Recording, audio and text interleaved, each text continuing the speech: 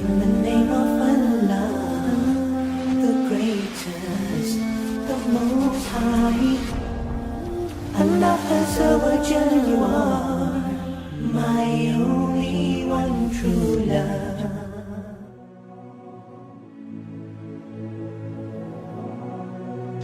There was a young man who came to the Prophet ﷺ complaining to the Messenger ﷺ. He said to him, Ya Rasulullah, my father takes my money. He always asks me for money. Rasul ﷺ said, well, call your father. He went to call his father. Jibreel alayhi salam came to the Prophet ﷺ in that time. And he said to him, Rasulullah, when the father comes to you, ask him, what were you saying in secret on your way here? Father was muttering something which his son couldn't hear. He said, ask him what he was saying.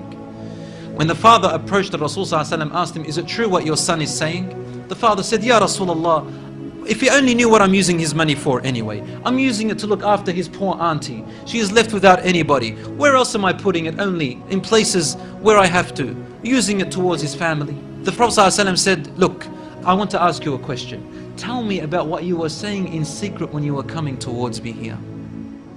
The father looked at the Prophet ﷺ and said, I made some verses of poetry. Rasul ﷺ said, please say them to me. And he said, oh son, I nourished you when you were a baby. And I looked after you in care as you grew up until you became an adolescent. You lived upon what I worked for and strived and sacrificed in my body and time and wealth, so that you may live healthy. Whenever a night passed you, when you were sick or ill or coughed, I was the first to be up, carrying you and looking upon you with my heart, afraid if an atom or a little breeze would harm you in any way. I could not sleep while seeing you sick until you slept, and then I slept. He said, when I ceased to see you sick, it was as if I was the one who was sick and ill, and so my eyes would always overwhelm with tears, but you never knew.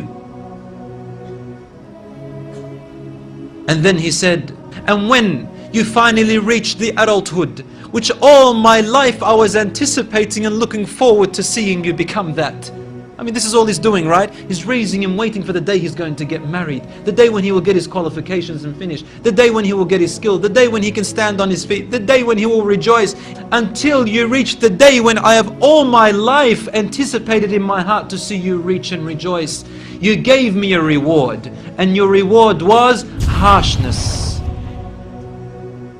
and frowniness and mistreatment, as if I am the one who owes you and you owe me nothing. The way you treated me is like what a neighbor would treat his neighbor. I wish that you even gave me that. Al-Rasul ﷺ, he looked up at the father, and the father looked at him, and the Prophet ﷺ's beard was soaked with tears. From his emotion, Al-Rasul ﷺ grabbed the boy from his chest. He shook him and said to him, you and everything you own belongs to your father. This hadith is narrated in Ibn Majah. Today we see children taking their own parents to court because they took their house or their property. Allahu Akbar.